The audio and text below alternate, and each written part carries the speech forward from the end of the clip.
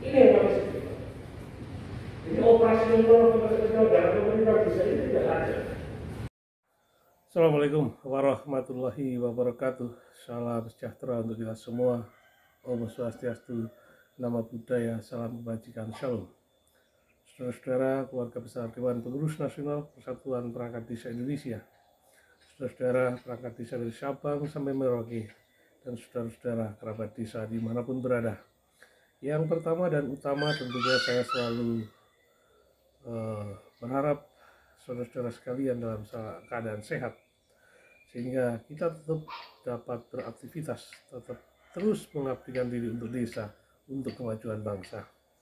Saudara, dalam rangka mengawal perjuangan Dewan Pengurus Nasional Persatuan Perangkat Desa Indonesia, dan sesuai dengan hasil rapat kerja nasional, Rapimnas, dan lain sebagainya dari DPN PPDI, maka langkah-langkah yang dilakukan oleh DPN PPDI salah satunya adalah menyampaikan aspirasi organisasi kepada Kementerian Keuangan. Kenapa kita melakukan audiensi dengan Kementerian Keuangan? Karena kita pandang bahwa Kementerian Keuangan harus tahu bahwa desa tidak hanya menjadi objek dari dana desa, tapi desa seharusnya menjadi bagian juga yang terperhatikan oleh Kementerian Keuangan, terkhusus terhadap penyelenggaraan pemerintahan desa, atau dalam istilah DPN PPDI adalah bagaimana memperkuat sistem penyelenggaraan pemerintahan desa. Nah, oleh karena itulah sekali lagi DPN PPDI merasa perlu selain bicara kepada Menteri Dalam Negeri, kita juga berbicara dengan Komisi 2 DPR RI dan Kementerian Keuangan, dan selanjutnya tentu kementerian yang terkait kita akan lakukan audiensi. Itulah kira-kira dari apa yang sudah kita lakukan untuk perjuangan Dewan Pengurus Nasional Persatuan Perangkat Desa Indonesia. Semoga apa yang kita lakukan bermanfaat, terkhusus bagi keluarga besar Dewan Pengurus Nasional Persatuan Perangkat Desa Indonesia dan pada umumnya perangkat desa di seluruh tanah air. Yang lebih lagi adalah bermanfaat bagi desa dalam menuju masa depan desa. Saksikan video audiensi kami DPN PPDI dengan Dirjen Perimbangan Keuangan Daerah Kementerian Keuangan Republik Indonesia. Selamat pagi, salam sejahtera buat kita semua. Yang saya hormati bapak-bapak dari Dewan Pengurus Nasional, saya. Ini kantornya di mana, Pak? Di Tebet ya? Oh, iya, iya. Yang saya hormati ya bapak-bapak semuanya, ya. Dan pertama saya menyampaikan permohonan maaf ya karena bekerja ke acara lain, jadi ibu minta saya untuk menemui bapak ibu sekalian untuk mendengarkan aspirasi ya dan juga hal-hal yang ingin disampaikan dari bapak ibu sekalian. Dan saya di sini ditemani oleh tim saya di sini yang menangani dana desa, mulai dari Pak Direktur, Pak Wianto, Pak Arif, ini kasubditnya yang khusus untuk dana desa, dan Mas Pras ini yang langsung hitung-hitung ya, sama teman dari Biro AI ya, karena ini acaranya kementerian walaupun adanya di tempat kami, jadi saya minta dari Mas kami untuk ikut nanti juga ada laporan untuk Menteri Keuangan. Jadi saya ucapkan terima kasih ya atas kehadirannya, dan mohon maaf Pak, kami nggak bisa terima sesuai dengan daftar yang Bapak sampaikan ya, karena kita di sini prosesnya cukup ketat. Jadi kalau tadi Bapak semuanya dilakukan tes, itu berlaku bagi buat Bapak. Jadi semua tamu kami yang akan masuk sini jadi minta melakukan tes yang sama. Ya tujuannya untuk kita saling menjaga ya, karena kita tahu kita semuanya dari tempat yang berbeda-beda ya. Saya pun di kantor begitu, kita selalu rutin Pak, kita cek ya, supaya kita kalau ngobrol, kita ketemu itu udah gak ada lagi pikiran Pak ini gimana nih, ada yang COVID apa enggak gitu ya Pak. Jadi ini saya rasa gitu, dan sekali lagi saya mohon maaf maaf tidak bisa kita terima sebanyak itu, tapi mudah-mudahan semua aspirasi dari teman-teman yang sudah masuk di dalam pembahasan yang akan kita bahas pada hari ini. Selanjutnya saya persilakan Bapak untuk memperkenalkan diri dan sekaligus langsung aja konsepnya apa, nanti kita bisa diskusi. Silakan. Bismillahirrahmanirrahim. Assalamualaikum warahmatullahi wabarakatuh. Salam sejahtera untuk kita semua. Om Swastiastu, Namo Buddhaya, Salam Kebajikan, Shalom. Pertama-tama tentunya adalah kita senantiasa mengajarkan puji syukur kehadirat Allah Tuhan Yang Maha Esa. Karena pada kesempatan yang baik ini, insya Allah kita masih diberikan kesehatan dan tanpa alasan datang. Selanjutnya yang saya hormati Pak Dirjen, Pak Direktur dan yang hadir dari Kementerian Keuangan. Sebelumnya tentunya kami mohon maaf dalam kesempatan ini kami berani untuk mengajukan permohonan audiensi dengan Kementerian Keuangan karena ada beberapa hal yang bagi kami sangat penting untuk desa, sehingga memaksa kami atas nama keluarga besar Dewan Pengurus Nasional Persatuan Perangkat Desa Indonesia untuk menyampaikan aspirasi ketika kami telah menjalankan pidato kenegaraan Bapak Presiden di 16 Agustus 2021. Pak Dirjen yang saya hormati, tentu dalam situasi pandemi ini kita sangat prihatin karena di desa juga sangat berdampak. Untuk itu yang ketahuan kalau kami orang desa kita akan perkenalkan satu persatu. Oke, yang pertama saya pihak nama saya asli dari Bumi Jawa Tengah. Saya tidak seperti saya cuma sekretaris jenderal kami Pak Budi Kristanto dari Boyolali. Di sebelah kanan ada ketua DPD Jawa Tengah Pak Dr. Messi, kemudian di sana Pak Agus DPD Jawa Barat. Di sana ada Pak Sekretaris Jawa Tengah. Di belakang ada DPD Jawa Timur, kemudian dari Jawa Tengah.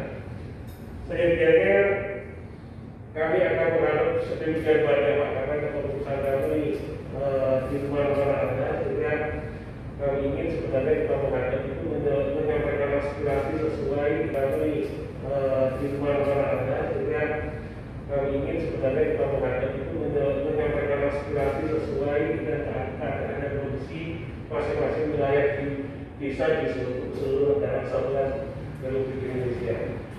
Jadi begini Bapak, sekali lagi situasi pandemi masyarakat pedesaan sangat berdampak dan luar biasa dalam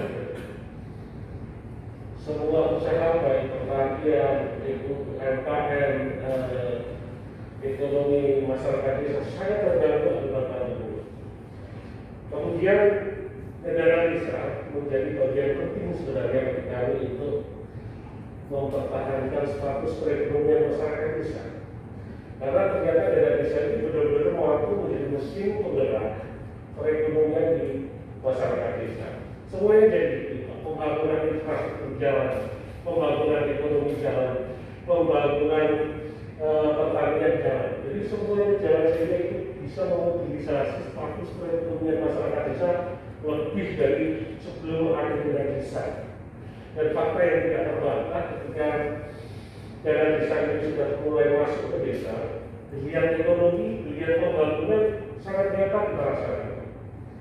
Nah, hanya saja memang persoalannya kita ada penyalahgunaan, kita tidak betul-betul, tapi tidak boleh juga digeneralisir bahwa seluruh kepala desa itu menyalahgunakan dana desa. Karena ternyata sudah ada yang baru saja kita dengar ada dua tokoh yang hari ini sedang trending, Probolinggo dan Banjarnegara, tapi kita juga tidak boleh digeneralisir seluruh bupati wali kota Indonesia saja. Lalu ketika kepala desa itu bekerja, ini kadang-kadang masih banyak yang belum paham pemerintahan desa itu siapa. Bahwa pemerintahan desa itu terdiri dari kepala desa dan perangkat desa. Perangkat desa itu kelasnya di desa, aparatur desanya di desa. kepala desa tentu ingin menjadi kepala desa, ingin membangun desanya, ingin menjalankan desanya, ingin membuat yang terbaik untuk desanya. Kemudian perangkat desa ini adalah aparatur pemerintah desa yang siap membantu mensukseskan segala misi visi kepala desa untuk mencapai standar pembangunan yang diharapkan upaya kesejahteraan, infrastruktur dan lain-lain. Persoalannya adalah kepala desa itu juga seorang individu, seorang pribadi. Ketika dia bertanggung jawab harus membangun desanya, harus menjalankan desanya, harus meningkatkan perekonomian masyarakat desanya, dia juga sebagai seorang pribadi yang memiliki tanggung jawab keluarga, menyejahterakan keluarganya, memastikan jaminan kesehatan keluarganya, memastikan jaminan pendidikan keluarganya, dan lain sebagainya. Sayangnya dari itu kepala desa itu meskipun sudah ada peraturan pemerintah nomor 11 tahun 2011 tentang penghensian tetap, kami melihat penghensian tetapnya masih belum memaknai itu seorang kepala desa. Demikian juga seorang perangkat desa. Perangkat desa ini terdiri dari kesekretariatan dipimpin oleh seorang sekretaris desa. Kalau kabupaten itu sekda. Kemudian ada kepala pusat mungkin kalau tidak ada kabupaten ada kepala dinas dan lain sebagainya. Kemudian ada kepala wilayah.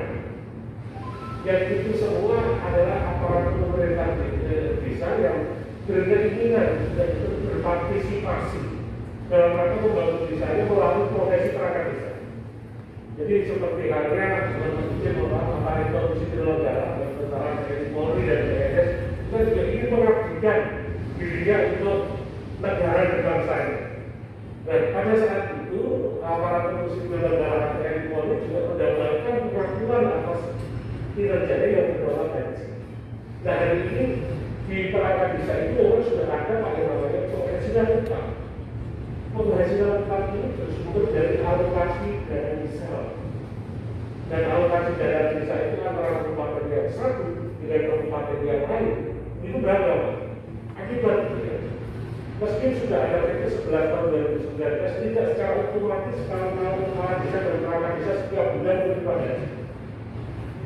Jadi dia akan menerima gaji antara bulan Januari April itu menerima gaji. Jadi di Januari ke bulan Maret ini mereka harus mengamati bagaimana dia harus mencukupi kebutuhan hidup keluarganya, bagaimana dia harus mencukupi kebutuhan pendidikan anaknya, kebutuhan kesehatan keluarganya dan lain sebagainya. Nah inilah yang kemudian kita ingin bahwa yang pertama tentunya dana desa tidak turun. Karena saya sampaikan di depan bahwa fondasi pembangunan di negeri kita ini adalah desa. Desa kita memiliki 70% dari wilayah negara kesatuan Republik Indonesia. Tentu kalau stabilitas perekonomian di desa itu kuat, saya ulang, ketika stabilitas perekonomian masyarakat desa kuat, tentu perekonomian bangsa akan kuat. Lalu juga bagaimana ketika pembangunan desa itu maju, maka dapat dipastikan negara itu maju. Kalau pertanian di desa itu semakin baik, tentu pertanian negeri kita juga akan semakin baik. Nah itu bisa terjadi pada dana desa mohon dan ketika saya mendengar menurun dari 72 menjadi 68 sekian, itu sangat signifikan.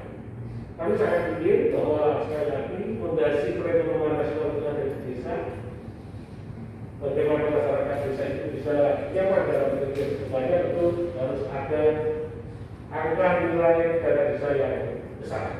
Seperti halnya saat pandemi dibutuhkan imunitas.